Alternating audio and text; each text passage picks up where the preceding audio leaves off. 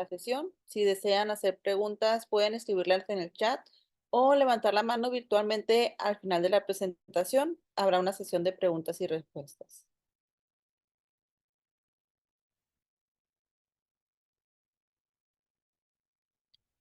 Tenemos el día de hoy el honor de contar con la doctora Gabriela Nolasco, quien ha investigado a profundidad el empoderamiento de mujeres en la comunidad ladrillera del Colorado 1. La doctora Nolasco es doctora en Planeación y Desarrollo Sustentable por la UABC y su trabajo ha sido fundamental para visibilizar esos procesos. Le agradecemos por acompañarnos el día de hoy. Mientras terminan lo que es la presentación, les dejo en el chat la página de Facebook de Minca, que es la red que comentaba de Mujeres Investigadoras por la Ciencia Abierta. Ese es por las siglas que tenemos, ¿no? Mujeres Investigadoras por la Ciencia Abierta. Y formamos este tipo de eventos para promover la ciencia, tratamos de democratizar el acceso al conocimiento científico, ¿no? Entonces queremos hacer acciones como compartir datos, metodología, resultados de investigación de manera pública y gratuita para fomentar la colaboración y transparencia en la investigación. Y dentro de nuestros valores, pues promovemos la inclusión y la igualdad de género, buscamos reducir las barreras que enfrentamos en la academia, en la investigación científica, y además nos alineamos con los principios del acceso equitativo al conocimiento, lo cual es clave en la práctica de ciencia abierta y ahí contribuye con los ODS de lo que es la educación y la igualdad de género. Entonces, Gabriela, si ya tenemos adelante la presentación, ya estamos listos. Sí, Pues, ya. Gracias. Sí.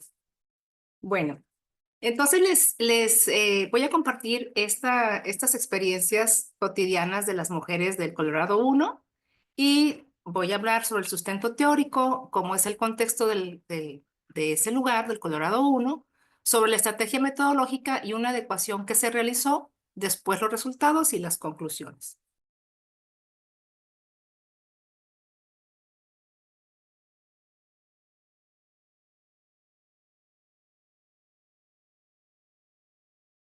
Gaby, ¿está tu micrófono en silencio?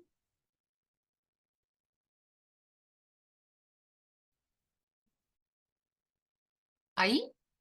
¿Me escuchan? Sí, ya te escuchamos, adelante. Ah, ok.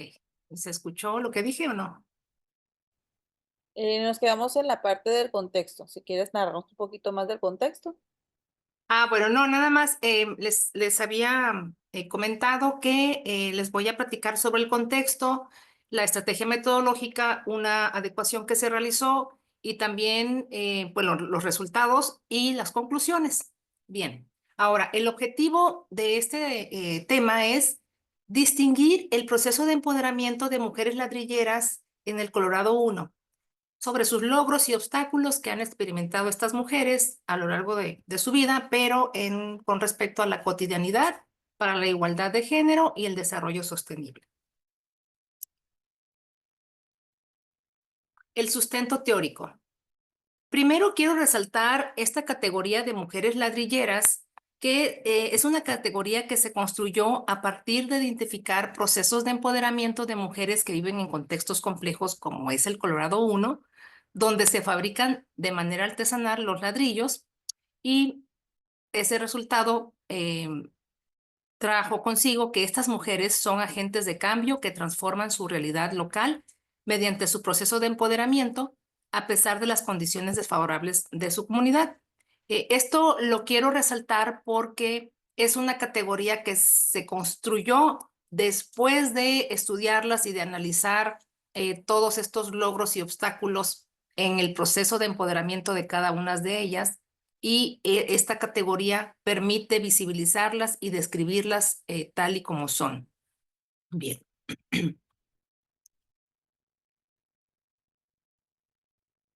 Una de las categorías de análisis que nos ayudó a analizar este tema es el poder.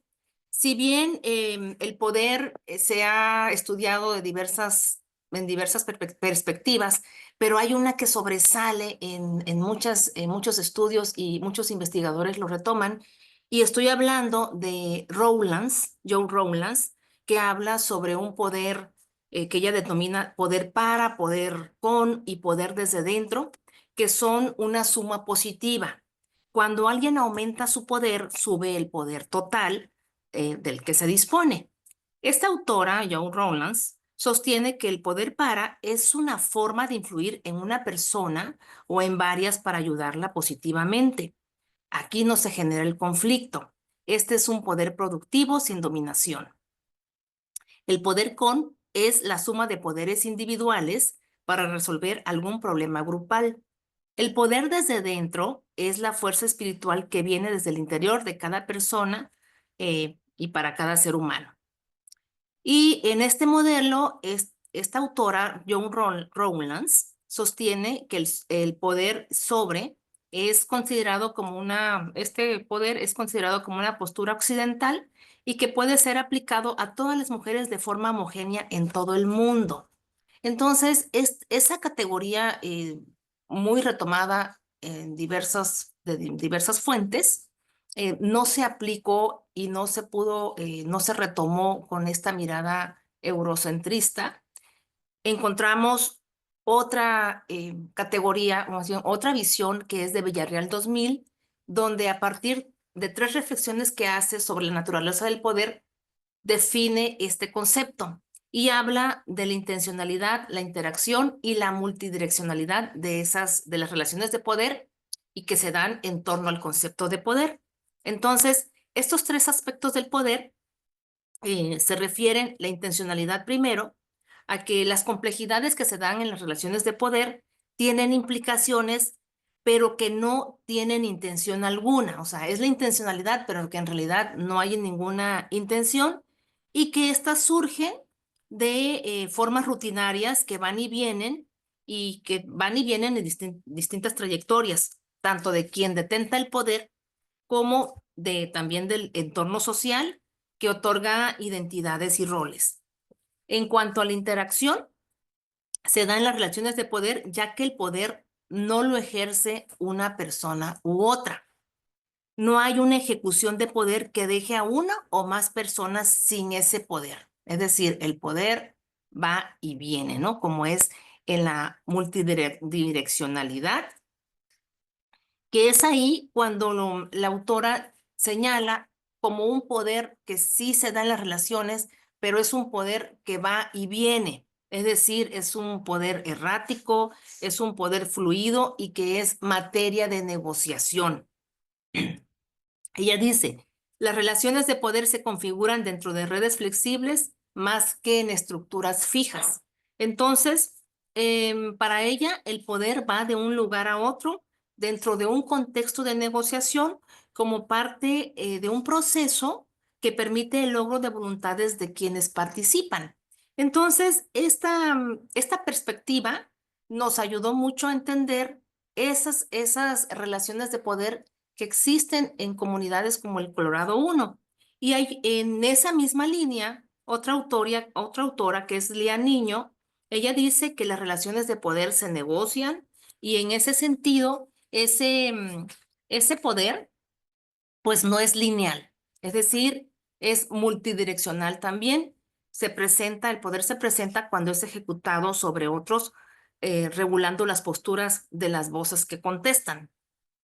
Y por tanto, el ejercicio del poder significa el logro de voluntades de forma parcial porque se basa en la negociación. Y desde esta perspectiva, las relaciones de poder se muestran con una naturaleza fluida, que no se aglomeran y que se destaca la intencionalidad, la interacción y la multidireccional. Es decir, Lía Niño hablaba de un poder fluido, de un poder incluso hasta resbaloso, porque se sostiene, pero se puede ir, va y viene. Entonces, esa es la perspectiva que se toma para este trabajo. Otro concepto importante es el empoderamiento. Y bueno, pues es un concepto que se concibe como un proceso de altas y bajas, de avances y retrocesos, no es lineal, es un proceso errático, es decir, el empoderamiento tiene logros y obstáculos y va en distintas direcciones. Y bueno, pues esto encaja perfectamente con la problemática que tienen las mujeres en el Colorado 1, donde las vivencias de estas mujeres manifiestan complejidades diversas y también plurales.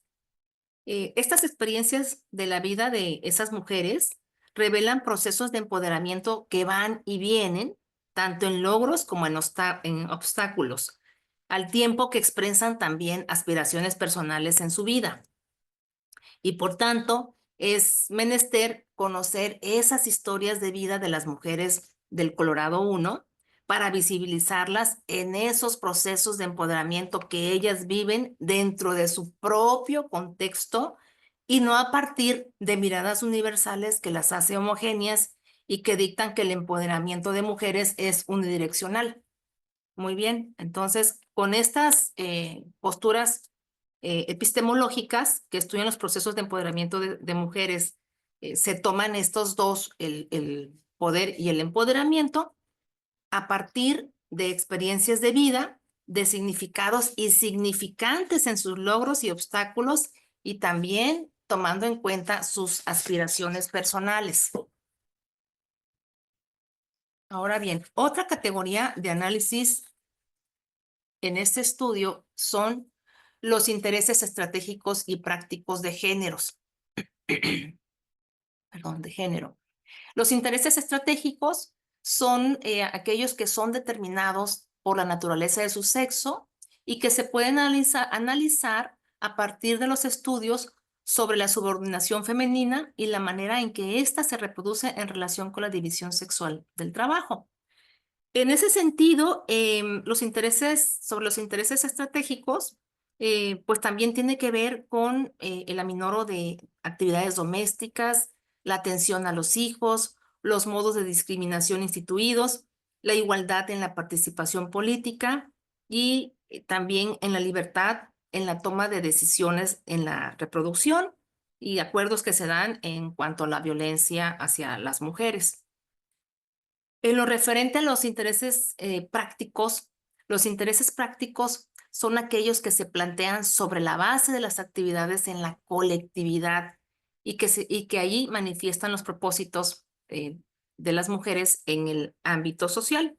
Entonces, tanto los intereses prácticos como los estratégicos, se dirigen a mejorar las condiciones de las mujeres en cuanto a las necesidades inmediatas, perdón, esto estoy hablando de los intereses prácticos como una necesidad práctica, porque están dirigidos a mejorar esa condición y las necesidades inmediatas de las mujeres y los hombres que están en la colectividad. Es decir, que son estas necesidades o intereses estratégicos, perdón, las prácticas, son a corto plazo, a corto plazo. Y las estratégicas, estas son de largo plazo porque tienen que ver con ingresos, con créditos, con empleos, con viviendas, tierra, agua, transporte, servicios, entre otros más. Y estos son de largo plazo y se les dificulta a las mujeres mismas y también a los responsables de la planeación indagar sobre estos intereses porque pues las políticas, aunque las políticas y las estrategias coadyuven con los intereses estratégicos de las mujeres, muchas veces no se logra comprender en qué consiste, ¿verdad? Entonces, estas son em, los tres conceptos ejes que permearon durante la investigación. Bien. Ahora, voy a platicar un poquito sobre el contexto del Colorado 1. Esta es una fotografía tomada de Google Earth, Google Maps. Y quiero platicarles que está en la carretera, está ubicado en la carretera hacia San Felipe. Antes de llegar a la desviación, hay una, una desviación que va hacia la carretera Tijuana. Es un libramiento que sería este que dice Federal Highway 2D y hay una desviación donde es terracería y entonces esta terracería, este camino va en paralelo a la carretera federal y fíjense, son 4 kilómetros de la carretera de Mexicali-San Felipe, 4 kilómetros hacia adentro en paralelo con el libramiento federal. Y aquí se encuentran donde están estos círculos amarillos. Es la comunidad del Colorado 1. Esta comunidad está dividida por este puente peatonal que está en círculo rojo. Es un puente, no es peatonal, perdón, es un puente carretero que comunica a las dos partes, digamos, ¿no? El área norte y el área sur. Y de esta manera ellos pueden tener esa comunicación, la comunicación física. No se benefician de el libramiento, que es, pues es una carretera federal, no hay entradas ni salidas, por lo tanto ellos no tienen ningún beneficio a esa carretera tienen que pasar por esta terracería, aunque ya se las pavimentaron hace 2 años. eh, y bueno, pues las condiciones, toda la zona está, no hay calles, es decir, las calles sí son de terracería, pero no hay banquetas, no hay trazos, y es una zona marginada que se formó por migrantes que han llegado de otros estados de la República.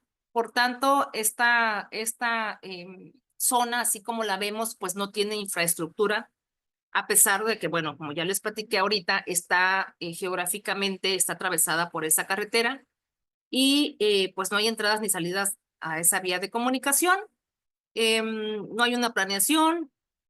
Las viviendas, fíjense aquí, es una característica de esta colonia, se encuentran aisladas unas con otras, presentan también precariedad y están hechas con láminas, cartón, plástico, algunas tienen alguna partecita de ladrillo, pero por lo general tienen plástico, cartón, láminas y bueno, esas son digamos que las condiciones de infraestructura que es muy escaso. Asimismo, esta colonia no tiene servicios básicos como es el agua potable, la energía eléctrica y el alcantarillado y drenaje. En esa colonia no existe. La principal actividad de aquí, de esta zona, es la producción artesanal de ladrillos, que involucra la fuerza laboral, tanto masculina como la femenina, y también el trabajo infantil en condiciones difíciles, con herramientas arcaicas, con insumos para hacer el ladrillo, que son el agua, que tiene muy baja calidad, la tierra y el estiércol de vaca, ¿no? Entonces, con estas condiciones de trabajo provoca infecciones en la piel y también otro tipo de situaciones allí en el cuerpo, como problemas con las articulaciones, en los huesos, en fin. Además que el horno de los ladrillos, cuando se están quemando los ladrillos, así se dice, eh, o se están cociendo, pues los hornos ladrilleros que están al aire libre producen una contaminación ambiental que afectan las vías respiratorias. Y la tierra que se extrae para los ladrillos es la tierra que está ahí mismo y por tanto hay muchísimos huecos en las zonas donde habitan, porque esta actividad es una actividad que se realiza dentro del mismo predio donde viven. Entonces, bueno, pues hay una irregularidad físicamente en la tierra y como escarban bastante para extraer ese insumo, entonces hay huecos bastante grandes, pero como ya no se utilizan, esos huecos están llenos de basura, de agua encharcada y por lo tanto producen mosquitos y bueno, es una contaminación visual y ambiental bastante grande. Entonces, esto es pues en las condiciones en que se encuentra y cómo viven allí las familias en el Colorado 1. Asimismo, pues tienen otros problemas sociales allí en la colonia y un punto importante es la tenencia de la tierra, em, donde ellos, bueno, ocuparon estos predios o los reubicaron de ahí porque vienen de otras zonas. Y por lo tanto esos predios no están regularizados, la mayor parte no están regularizados porque eran de ejidos y tienen más de 20 años en esta situación de irregularidad, donde han hecho diversas gestiones para poder tenerlos con la regularización de vida, pero no han podido resolver nada a pesar de que ya han ido con abogados, han hecho gestiones ante el Tribunal Agrario, incluso en el 2021, de 2020-2021, el gobierno del estado dijo que les iba a ayudar, pero hasta eso, hasta ahorita todavía no hay ninguna resolución. Los terrenos, pues allí están, ya hay un deslinde de terrenos, pero todavía no hay una seguridad en la tenencia de la tierra. Y por tanto, esto se traduce en una incertidumbre que viven los habitantes porque pues no tienen la seguridad y constantemente les llegan rumores que los van a desocupar y que los van a enviar a otro lugar y bueno, viven con esa angustia, con esa zozobra. Bien. Vamos. Ahí estoy regresando. ¿Qué pasó aquí? Ay, no sé qué pasa. Ahí va otra vez, perdón.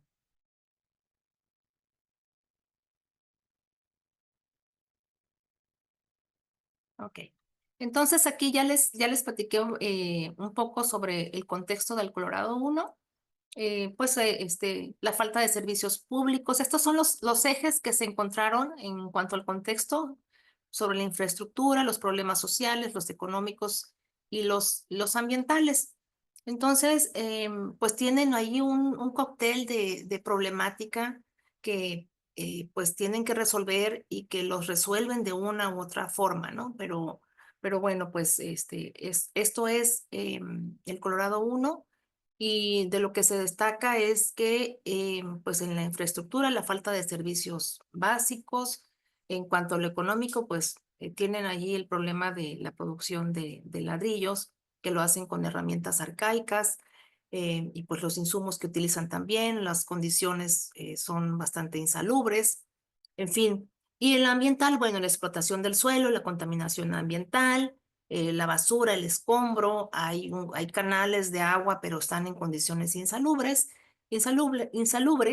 y el agua que ellos utilizan para el consumo diario, el municipio les lleva agua que ellos la mantienen en contenedores de agua, en tinacos o en botes, en lo que encuentren. Y esa es la forma en que pueden acceder al agua potable para el consumo diario. En cuanto a pero esta agua que les brinda el municipio no la tienen todos los días, llega cada semana o a veces tarda en llegar hasta dos, así que ellos tienen que pues cuidar bastante este insumo, porque el agua que utilizan para la elaboración de ladrillos es la que proviene de los canales que está en condiciones verdaderamente bajas, ¿no? Y en cuanto a las problemáticas social, pues esta incertidumbre que se les platiqué por la tenencia de la tierra, no tienen un asesor legal, pues las familias que están allí son migrantes que vienen de otros estados, tienen el riesgo a la salud, pues las mujeres que están en la producción tienen trabajo impago en algunos casos, hay trabajo infantil que pues no están remunerados, también hay niñas y niños, y hay una falta de compromiso y una falta de cohesión social que se identificó allí en la zona. Bien, la, la estrategia metodológica que se ocupó para este estudio, pues es la cualitativa y, y bueno, pues también se recurrió, fue un enfoque cualitativa descriptiva con la etnografía. Entonces, dada la naturaleza del Colorado 1 y los fines que tenía la investigación, implicaba captar las prácticas y los sentidos de esos actores en campo y llegar a la conclusión de cómo viven esas mujeres, de cuáles son esos procesos de empoderamiento de las mujeres del Colorado 1 en el ejercicio de sus logros y obstáculos para lograr la igualdad entre los géneros y el desarrollo sostenible en su colonia.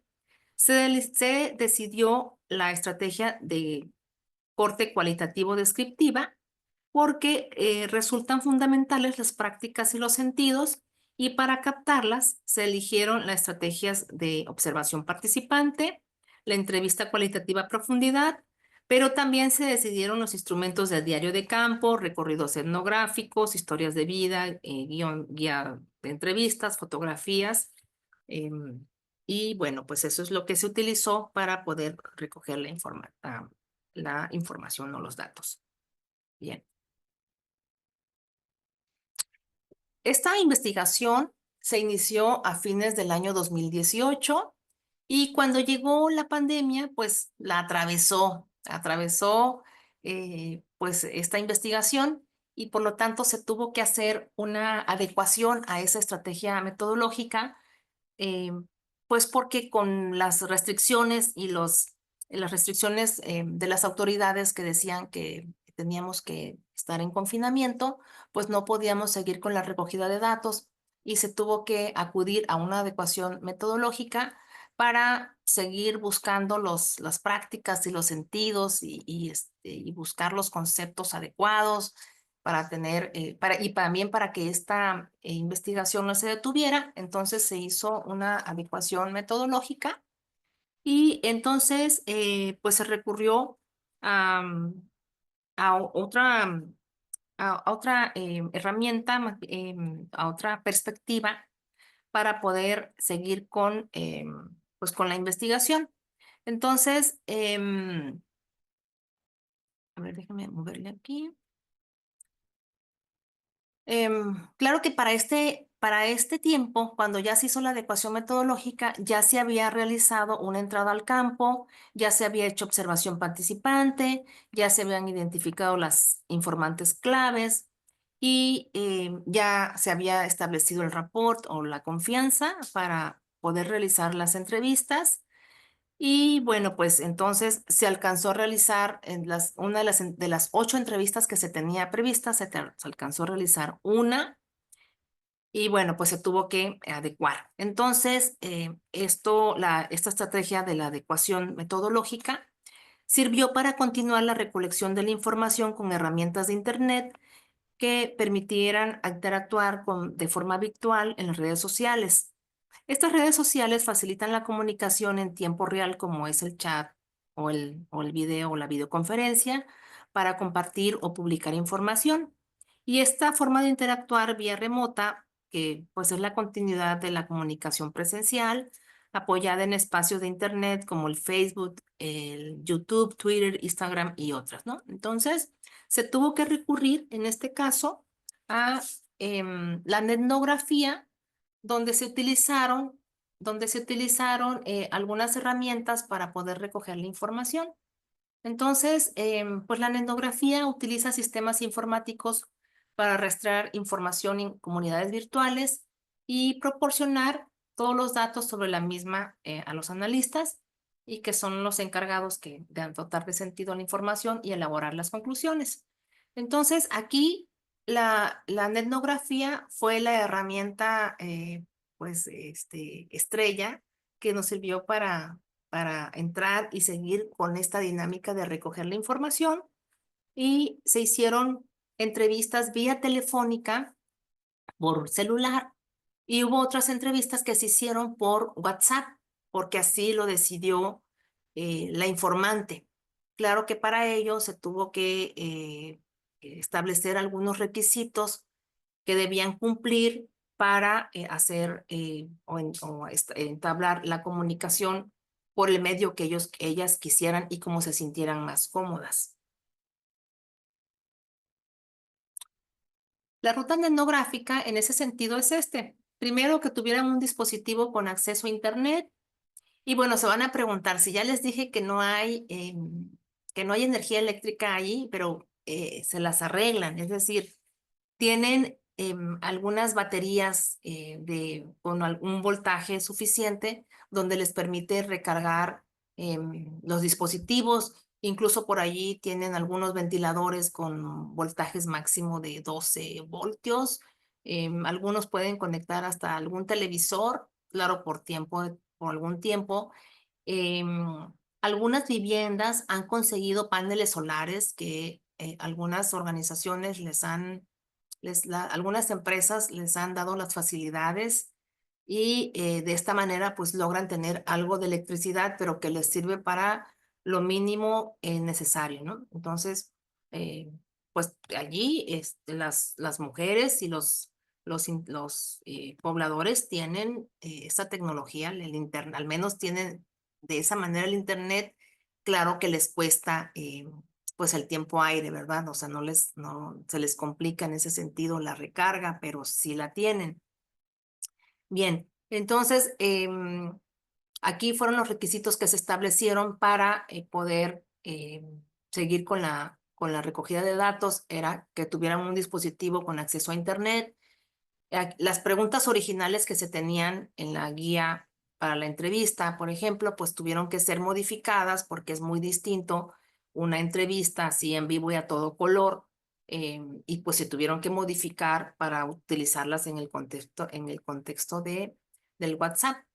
Entonces, se realizaron entrevistas por WhatsApp y por llamada telefónica, ¿no? Por celular. Entonces, pues fue así como se trabajó de una manera a distancia, eh, se establecía comunicación y de esta forma se pudo continuar con la recogida de datos. Bien, aquí les comparto algunas fotografías para, pues para que se den una idea de cómo es el Colorado 1. Es de verdad un contexto bastante complejo, agreste, donde no hay una planeación urbana, donde hay mucha desorganización en las casas, pues están, allí trabajan, ¿no? Allí hacen pues la actividad principal. Y por eso es que vemos allí algunas excavaciones, algunos hoyos, y bueno, sí es bastante complicada la zona, ¿no? El contexto.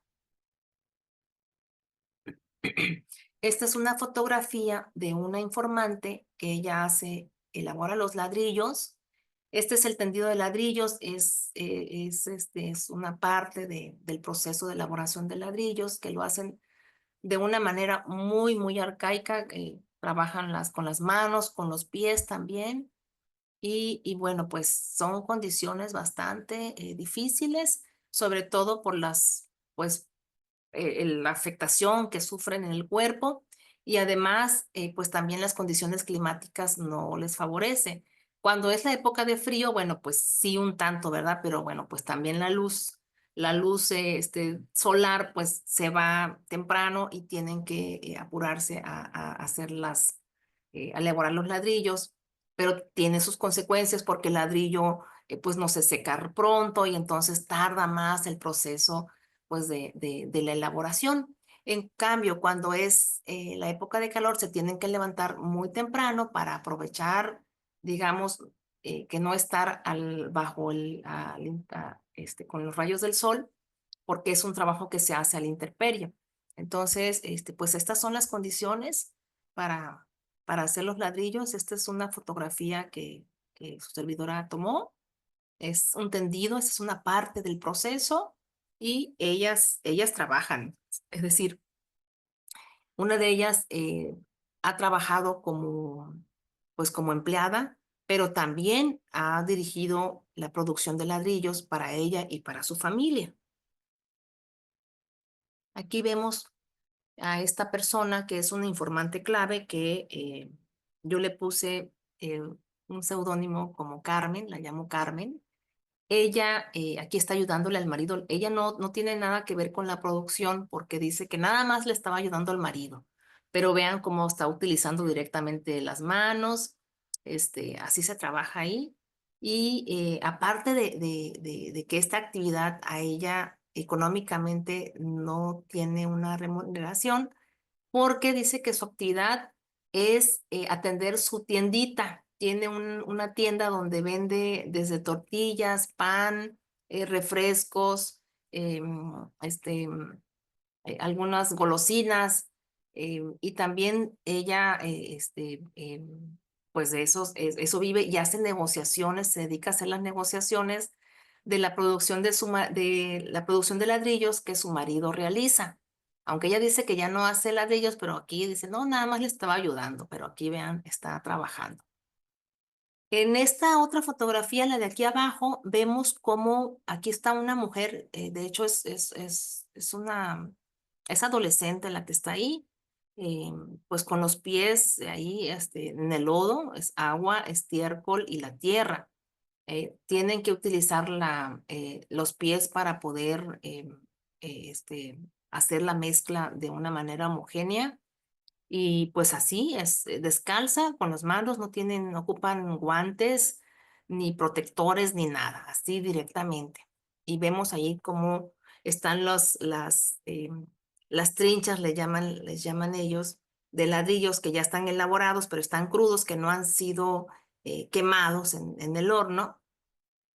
Y aquí están ya para el secado y para que los refilen y después ya para la quema. Aquí vemos ya un horno de una de las informantes clave. Es un horno que tenía aproximadamente 2.600 ladrillos y vemos aquí cómo pues la, la quema o el horno de los ladrillos, pues tiene unas temperaturas bastante altas, oscilan entre 1.800 y 2.000 grados centígrados y tarda en quemarse todo este horno en que se cocinen, digamos, los ladrillos de 2 a 3 días. Depende allí del volumen y también de las condiciones, ¿no? Porque tienen que estar cuidando día y noche, pues que no se apague el fuego. Le hacen allá abajo unas entradas, pues para donde meten todos los materiales para la quema, donde utilizan pues hasta materiales tóxicos, ¿no? Ellos dicen que no, pero sí les avientan ahí llantas y todo lo que se encuentren para poder prender el fuego. Esta es otra fotografía que tomé y, y pues ese es un horno ladrillero. Este humo, que como está en los predios, en los mismos predios donde habitan, esto es lo que les provoca eh, bastantes enfermedades en las vías respiratorias. Incluso una de las informantes comentaba que había tenido problemas con su vecino porque al lado de su casa hizo un horno y le llegaba todo el humo allá en su cuarto y entonces dice que no podía respirar ni dormir. Imagínense, día y noche, 3 días estar así, ¿no? Entonces son las condiciones, pues a que se exponen estas familias. Bueno, aquí vemos una cocina, bueno, son dos cocinas. La de mi lado izquierdo, bueno, pues son cocinas muy rudimentarias, pues pues son con leña. Esta es la forma en que pues cocinan. Y también aquí hay otra cocina, la que tiene aquí una ollita con tapadera. Esa es una cocina que estaba muy contenta la informante porque muy orgullosa de su nueva cocina, porque una cocina que tenía se le quemó. Y bueno, le ayudaron a construir otra y bueno, pues estaba verdaderamente orgullosa de tenerla y se sentía de verdad muy afortunada de haberla reconstruido, de la ayuda que recibió para reconstruir un cuartito y para su cocina. Y eso dice que ella no lo cambiaría por nada del mundo. Este es un huerto que una de ellas, de las informantes, tiene allí adentro en su predio.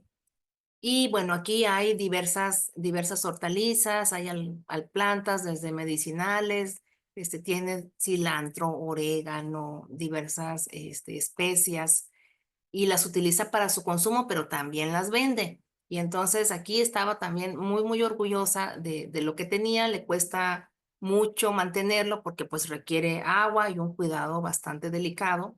Esta técnica la aprendió en unos talleres donde ella asistió a una capacitación, convenció a su marido para hacer un pequeño huerto, él ayudó y entre los dos están cuidando este huerto.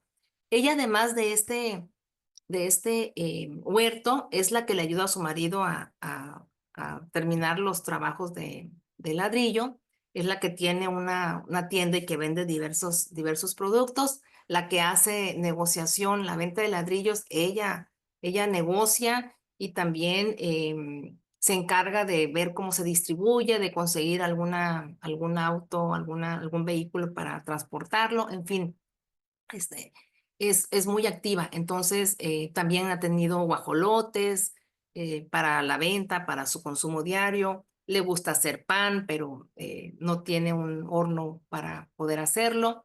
En fin, tiene diferentes actividades que le han permitido eh, vivir allí en su comunidad y que además participa en actividades para su comunidad. Ella en algún tiempo se encargó de hacer la colecta de la cuota del agua del canal que les sirve para hacer ladrillos. Hay un canal donde les envían agua, pero hay que pagar cuota. Y se encarga de hacer la, de recoger toda la cooperación y estar detrás de cada familia para que le paguen y para pagar la cuota semestralmente, porque si no, pues sí les cierran el agua del canal. Entonces participa de esa manera junto con otra informante, participan de esa manera en recolectar el agua, se encargan de que el canal funcione bien, incluso hicieron una compuerta que les permitiera tener una fluidez más de agua, pero repito, ese canal es para la elaboración de ladrillos y cada quien tiene su propio, digamos, como un hoyo donde almacenan el agua, pero para la producción de ladrillos. Ella y otra informante se encarga de que ese canal funcione, de que llegue el agua como debe llegar, que la compuerta se abra y se cierre en determinado tiempo y de que también esté limpio. Entonces, se encargan de todas estas gestiones. Otra parte importante allí en el Colorado 1, en esta colonia, es la escuela. Esta escuela que tiene 3 salones, es una escuela de múltiples salones, o sea, de múltiples grados, porque un salón alberga preescolar, el salón más grande tiene toda la primaria y otro salón es el que tiene la secundaria. Entonces, pues estas son las condiciones en que se encuentra la escuela. Si se fijan ustedes, aquí aparece una sombra. Esa sombra fue donada por una universidad particular de aquí de Mexicali y ellas tienen el contacto, las que estaban en ese entonces como profesoras y como presidenta de allí de la mesa de padres de familia, le hicieron las gestiones y los contactos necesarios para que les donaran esa sombra, fueron y se las instalaron y ahí está la sombra, muy bien. También ahorita ya han logrado, ya tienen baños portátiles porque antes no había, han logrado conseguir tinacos, esos grandotes rotoplas para almacenar el agua. En fin, también consiguieron que el DIF les llevara los desayunos a esta escuela de fríos a calientes. Y en fin, han conseguido diversas cuestiones o cosas a través de las gestiones que hacen las mujeres, sobre todo las profesoras.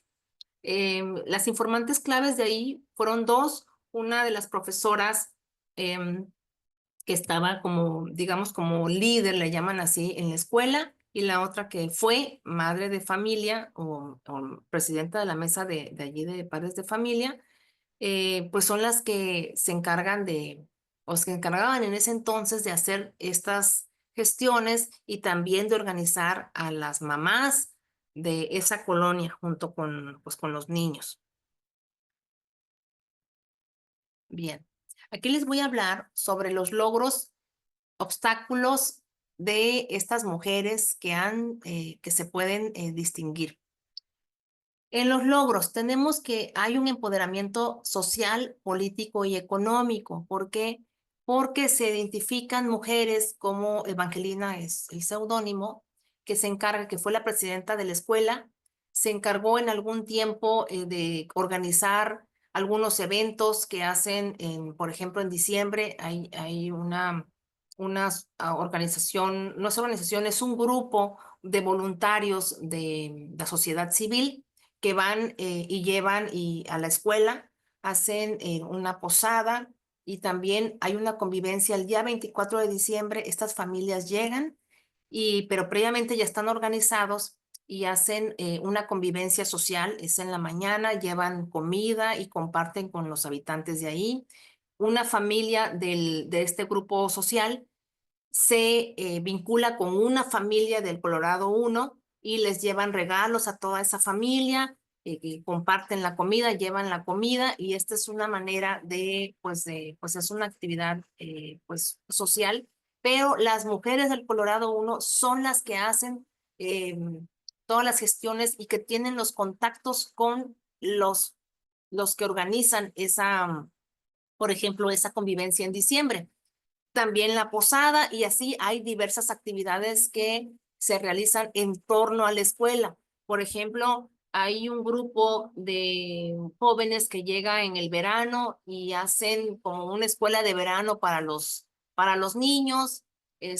También llegan organizaciones no gubernamentales a donar ropa o diversos recursos y ellas son las que se encargan de repartir y de ver que pues la repartición, digamos, sea de una manera pues equitativa y justa, ¿verdad? Entonces, esa es una participación importante eh, de las mujeres. En cuanto al empoderamiento político, esto es porque también ellas se han caracterizado como líderes, son las que se encargan de tener el contacto ya sea con las autoridades gubernamentales o con las ONGs o con los grupos o con grupos sociales y son las que organizan ahí en la comunidad y dicen que son ellas porque los hombres son los que están dedicados a la elaboración de ladrillos, aunque ellas también participan, pero estas son las gestiones las realizan ellas y por eso se identificó un empoderamiento social, económico y político. Además, hay mujeres que quieren que sus hijos sigan estudiando y que puedan servir en la comunidad. Ellas mismas dicen que se preparen, que vayan, que salgan. Sin embargo, pues hay una condición difícil para ellas ay, perdón, ahí estoy, lo económico. No es tan fácil ir todos los días, por ejemplo, a la educación superior o acceder a la educación superior, porque significa un gasto el ir y venir a las escuelas. En algunos casos, tendrían que caminar 4 kilómetros de la comunidad a la carretera federal y de ahí tomar un autobús, pero esto les implica tiempo y dinero para, pues, para llegar al lugar. Entonces, perdón, lo que han hecho algunas muchachas es ir a escuelas con carácter semipresencial que van nada más los sábados y entonces esto les permite pues no estar gastando todos los días, ¿no? De hecho, las profesoras de la escuela así lo hacen, tienen como son profesoras que les otorgan un pequeño estímulo por parte de CONAFE, entonces tienen que ir a la capacitación cada sábado o cada mes y pues bueno, no es todos los días, ¿no? En algunas ocasiones en esa escuela han recibido profesores que van y vienen, pero las mujeres de ahí o las familias más bien, tienen que darle dinero para apoyar a ese maestro que va y viene todos los días, tienen que darle o pagar alguna cuota, ¿no? Y en ese sentido, bueno, pues ya pues económicamente, pues sí para ellas, pues no es tan bueno. Eh, Ellas han tomado decisiones en la reproducción de sus hijos y en formar una familia. Esto porque una de las informantes clave comentaba y platicaba cómo ella decidió casarse y dijo, yo soy la que decidí cuántos hijos quería tener y cuándo los quería tener. Entonces, bueno, pues también destaca allí la toma de decisiones en la reproducción de los hijos. Además, han luchado por tener una vivienda, aunque el predio pues no tenga la seguridad, pero sí algunas su vivienda de una u otra forma la consideran una, digamos, un refugio y les da a ellas una seguridad en la supervivencia. Algunas, les platicaba, algunas muchachas han realizado la preparatoria a distancia y pues realizan diversas gestiones para la comunidad y actúan con estos actores externos, ¿no? ONGs, las autoridades gubernamentales y también con las personas que llegan a, pues con diversas actividades, ¿no? Por ejemplo, las universidades, la UABC, la Universidad Autónoma de Baja California, tiene presencia allí en el Colorado 1, sobre todo en la escuela, donando sillas o algunos materiales para la enseñanza. Y otras escuelas particulares también han donado pues artículos importantes. En los obstáculos, bueno, pues sí encontramos algunos que son parte de su proceso de empoderamiento y así lo viven.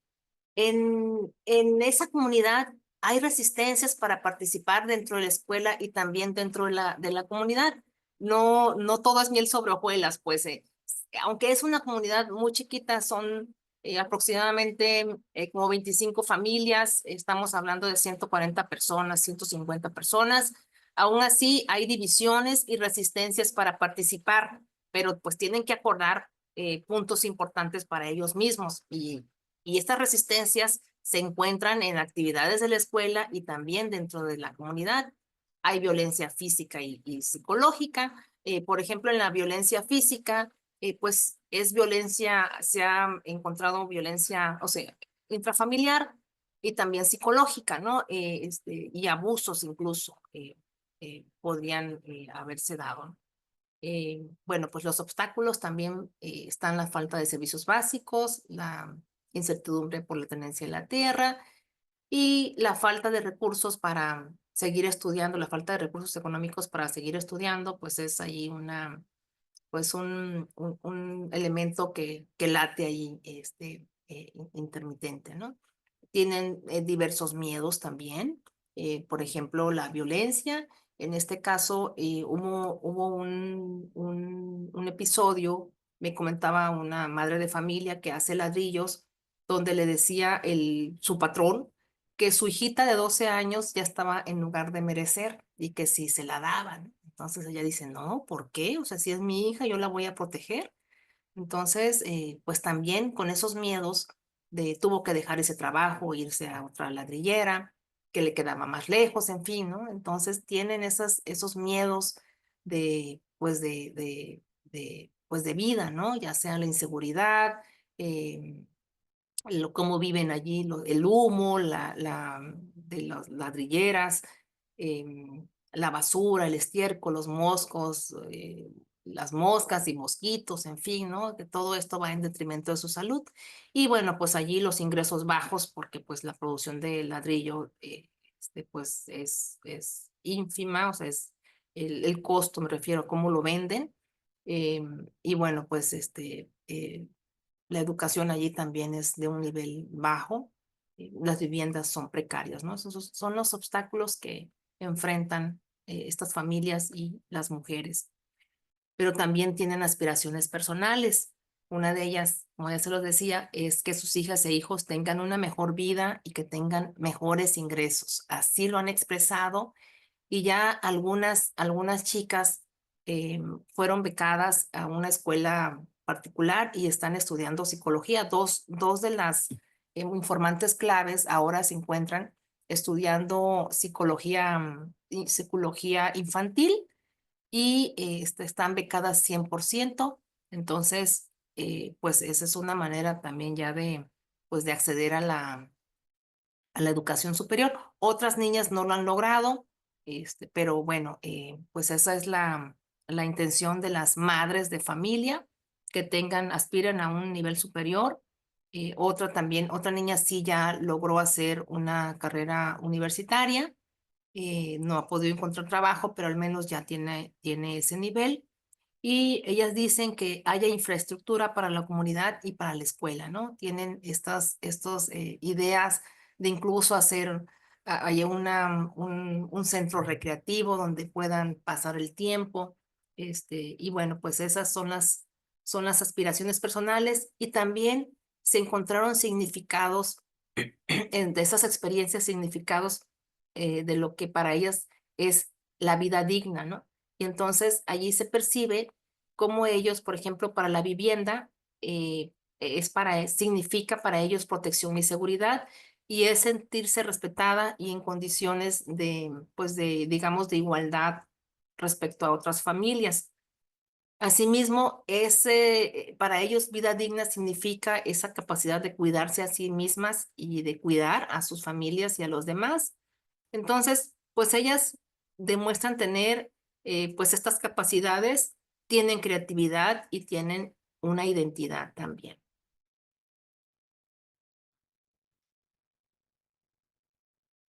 Bien, antes de comenzar con la conclusión, quiero decirles que cuando yo asistí a este lugar por primera vez, yo fui ahí, pues de verdad que me llamaron mucho la atención.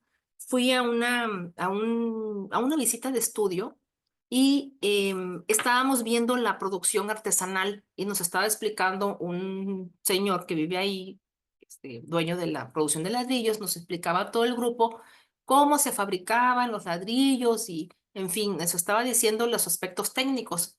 De repente veo a dos mujeres con varios niños que pasaron así como pues a unos metros en condiciones, yo las vi en condiciones de verdad de mucha pobreza, las vi en condiciones de mucha necesidad pero pues hasta ahí, ¿no? De una manera muy seria, no se acercaron y de repente volteo y ya no estaban. Yo dije, bueno, ¿a dónde se fueron? Si aquí no hay nada, ¿qué hacen aquí? Eh, pues de verdad yo no concebía todo lo que estas mujeres hacían, cómo vivían, pero sus participaciones dentro de la comunidad, muy significativas, pues yo no tenía ni idea. Entonces, fue así como se despertó la curiosidad de investigar y de estudiar esta zona, porque era una zona alejada de Mexicali. De esta manera, pues tuve que salir de mi zona de confort. eh, pues porque no es fácil llegar ahí al Colorado 1, hay que tomar un poquito de terracería y muchas veces ese camino, aunque ya hay una parte pavimentada, ese camino pues está en muy malas condiciones, además que bueno, pues también es peligroso. Pero de esta manera yo comencé a estudiar en esa zona a las mujeres, me interesaban las mujeres y pues la sorpresa que me llevé fue que pues no era nada ni cerquita de lo que yo pensé, a como las vi, como las concebí, que las vi desprovistas. Incluso yo llegué a decir que pues eran mujeres que no les veía en sus ojos ninguna esperanza, ninguna ilusión, que pues yo no sabía cómo podían sobrevivir en esas condiciones. Y cuando ya empecé a interactuar con ella, empecé a conocer las historias de vida, a entender el contexto y sus significados, bueno, pues esta percepción cambió completamente y es a partir de ese estudio que les comenté en un principio que nace o que se construye la categoría de mujeres ladrilleras. Bien, entonces como conclusión, estas mujeres, bueno, pues se concluye que no son o que son invisibilizadas a partir de lo que para ellas significa vivir en un contexto de marginación como es el Colorado 1. Los procesos de empoderamiento de estas mujeres son erráticos, multidireccionales, con acuerdos, negociaciones, luchas, batallas, obstáculos, estrategias y tomas de decisiones. Todos estos elementos del proceso de empoderamiento vemos que no es un proceso lineal, es un proceso que va y viene y que justamente se encuentra en estas mujeres del Colorado 1 en un contexto de verdad muy complicado. Otro punto es que esta categoría de análisis de mujeres ladrilleras va a permitir visibilizarlas a nivel macrosocial. O sea, no es ahí, sino que es afuera, ¿no? Afuera afuera del entorno, que se permita conocer lo que ellas viven, lo que ellas hacen, cómo gestionan, la relación que tienen con otros actores y además también conocer esas aspiraciones y esos sueños y lo que quieren lograr para para ellas mismas y para su comunidad y para su familia. Otro punto es que los procesos de empoderamiento de estas mujeres evidencian logros en lo social, en lo económico y en lo político. Sin embargo, este proceso no es lineal ni va en ascendencia. Este proceso experimenta obstáculos o contratiempos contextuales. Los intereses estratégicos y prácticos de estas mujeres ladrilleras garantizan la sostenibilidad de la comunidad para las generaciones futuras, porque ellas son las encargadas de hacer diversas gestiones y de estar participando en lo económico, en lo político y en lo social también. Por hecho, ellas son las garantes de ese lugar, ¿no? Y las que les puede permitir darle continuidad pues a su entorno y mejorarlo incluso, ¿no? Bien, otro punto es los procesos de empoderamiento de estas mujeres que viven en estos contextos, pues no han sido percibidos en estudios académicos y tampoco considerados para la planeación del desarrollo, ¿no? Entonces, allí queda la categoría de mujeres ladrilleras para poder visibilizarlas a través de los estudios académicos y también que se consideren la planeación pues la planeación de las políticas, en las políticas públicas. Y como punto 7 tenemos que es necesario hacer visibles a estas mujeres en estos estudios académicos, en la comunidad académica y política y en la sociedad en general, a través de esa categoría de mujeres ladrilleras. Otro punto es que estas estrategias de empoderamiento promueven intereses estratégicos y prácticos que se ejercen en un contexto social donde las relaciones de poder permiten una mayor participación en las actividades colectivas. Y la categoría mujeres ladrilleras no es uniforme ni indistinta. Contempla particularidades de mujeres que viven en un contexto de marginación. Muy bien, pues muchas gracias. Muchas gracias, doctora Gabriela Nolasco, por compartir su conocimiento, su experiencia. Estoy segura que la presentación nos ha generado reflexiones. Entonces, a continuación, abro el espacio para preguntas. Pueden escribir las preguntas en el chat o levantar la mano de manera virtual si desean hacer alguna intervención directa. O igual, si no quieren hacer una pregunta y quieren hacer algún comentario, por favor, solamente les pido que sea breve para dar tiempo a, a la intervención.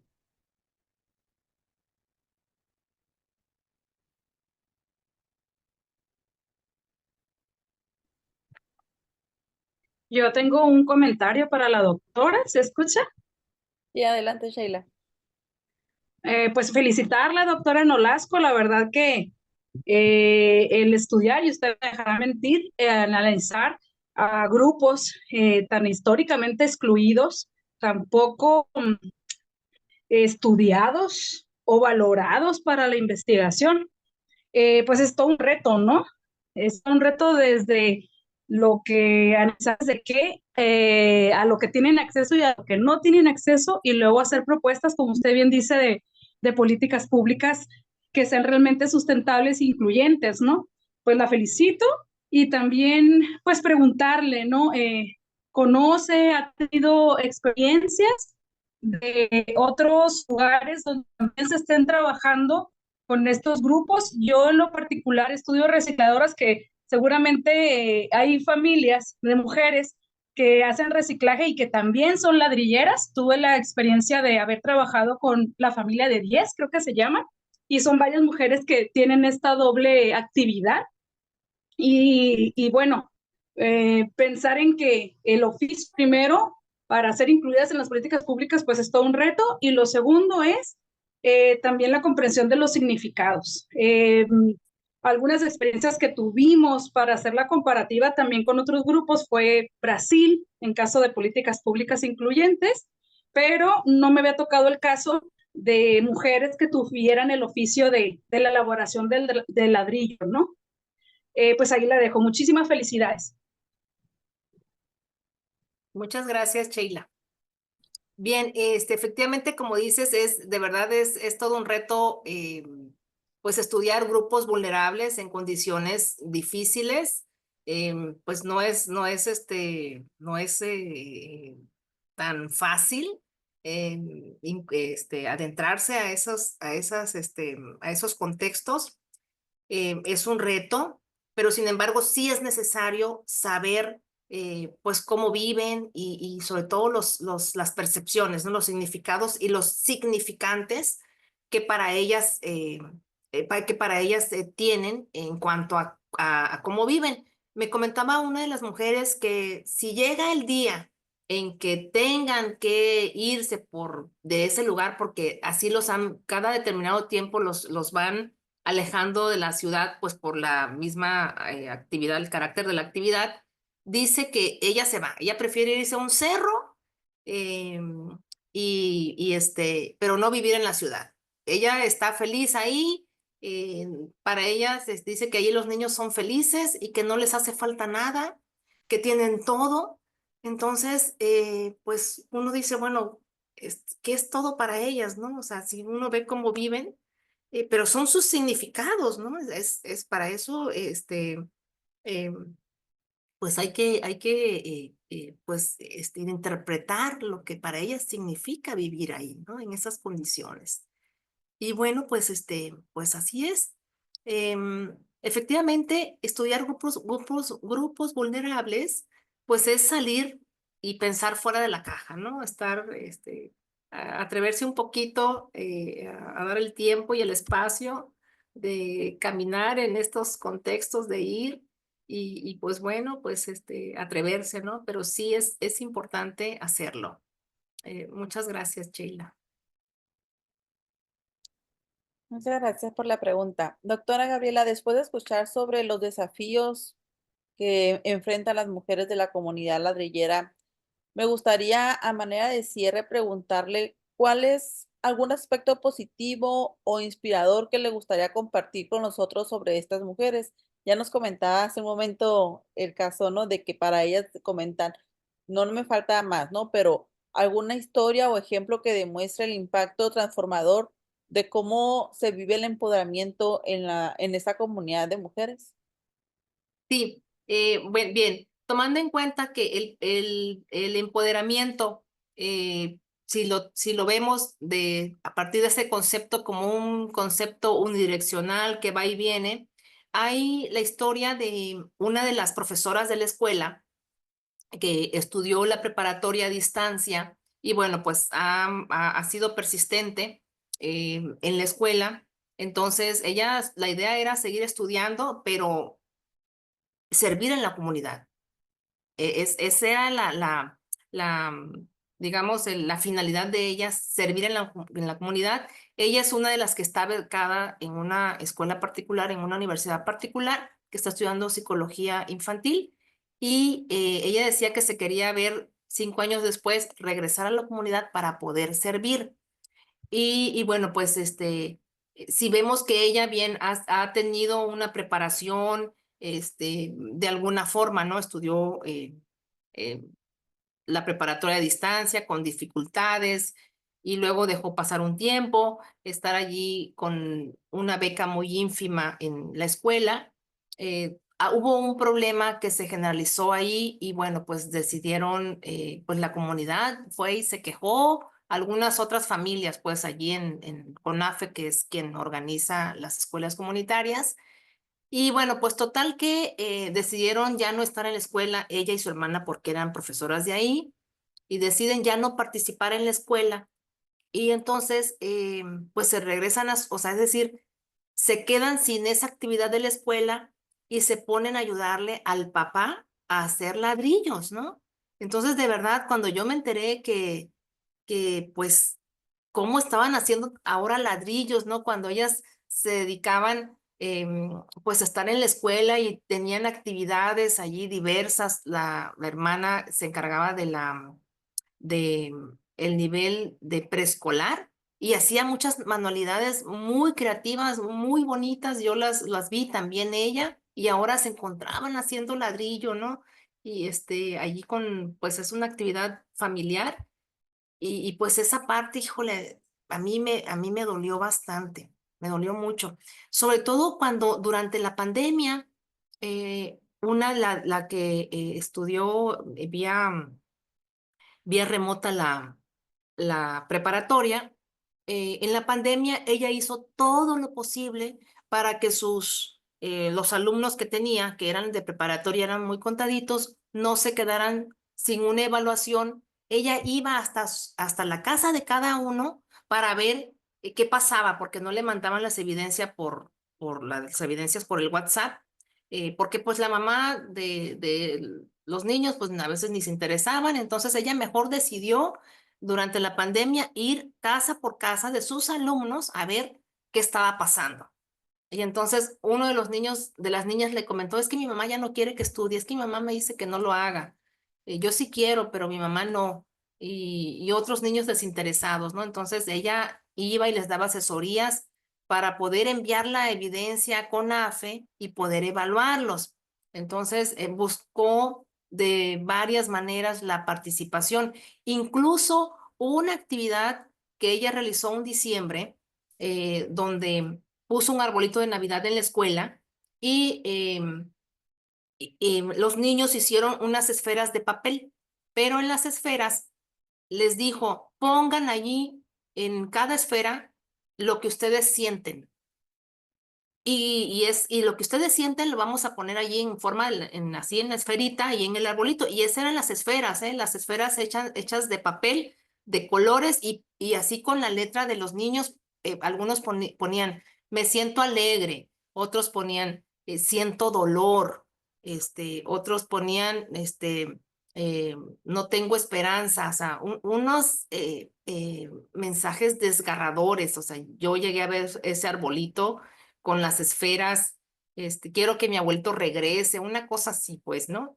Entonces, comentarios o más bien leyendas, pues, tristes, pero que de alguna forma la profesora logra captar las emociones de sus alumnos a través de esa actividad.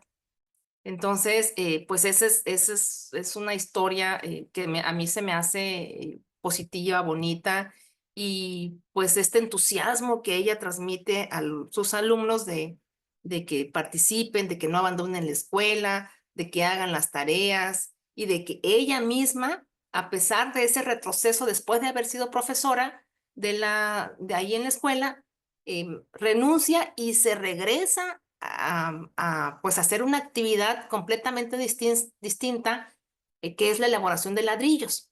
Allí pasan algún tiempo y ya después surge la posibilidad y la oportunidad de estudiar en una escuela, en una universidad particular.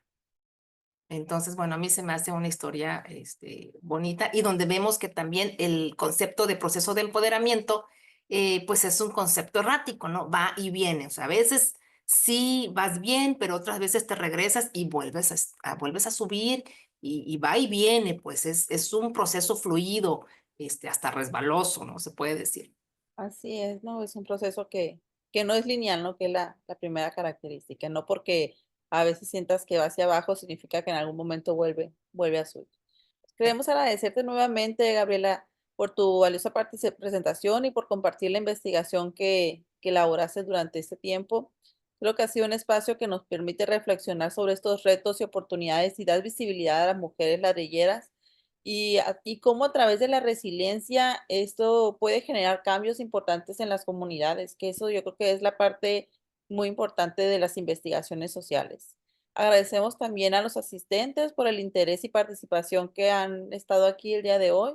Esperamos que esta charla también haya sido inspiradora para ustedes como lo fue para nosotras y que les motive a seguir pues, apoyando este tipo de procesos de empoderamiento e informarnos sobre ellos, ¿no? Con esto concluimos nuestra sesión. Eh, me, Paulina, com- sí, me parece que hay una pregunta aquí, a ver. Me comenta aquí María Fernanda, retomando lo anterior, considero que lamentablemente en la cuestión educativa influye la cultura que tienen las familias, ¿no? Por el caso que comentaba de la profesora. Tristemente afecta a los niños en esa parte y como se ha mencionado, también influye la situación de la comunidad en las emociones de los jóvenes. Entonces, la pregunta que comentan es, ¿en algún momento han pensado en llevar el proyecto con gente de gobierno o más organizaciones que puedan ayudar con la infraestructura y educación? Sí, sí, hay diversas organizaciones que apoyan de muchas formas, de muchas formas. Hay diversas ONGs que se encuentran presentes y que tienen presencia ahí en la comunidad.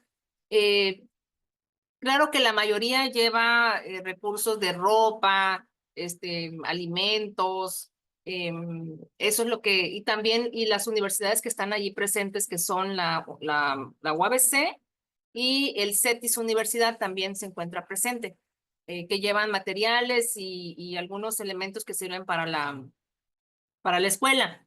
El gobierno también está presente, las autoridades gubernamentales, por supuesto, que tienen conocimiento. Tan es así que, bueno, pues ya hay desayunos escolares allí en la escuela, todos los días si llegan. Además, a través de las profesoras y de las madres de familias, que son las que hacen las gestiones, hay brigadas de salud también. Llegan cada determinado tiempo, llegan brigadas de salud para la vacunación, por ejemplo, o también llegan estas jornadas de salud que se les llama, donde llevan algún vehículo y les pueden sacar hasta mamografías, algunos estudios allí para, pues, claro, de una forma gratuita y que aprovechen esa comunidad, ¿no? Pero pues estas actividades pues no son de determinado tiempo, ¿no? Entonces, sí, sí, por supuesto que sí hay apoyo, sí hay ayuda, pero pues hay que eh, seguir estudiándolos para hacerlas visibles, ¿no? Porque pues no cambia mucho la condición eh, que tienen, ¿no? Por ejemplo, la luz, eh, no han logrado que la CFE les instale ahí la luz, porque también ellos no quieren. Resulta que para hacer estos hornos ladrilleros, pues no es conveniente que haya electricidad por los cables, ¿no? Por los cables de la Comisión Federal de Electricidad.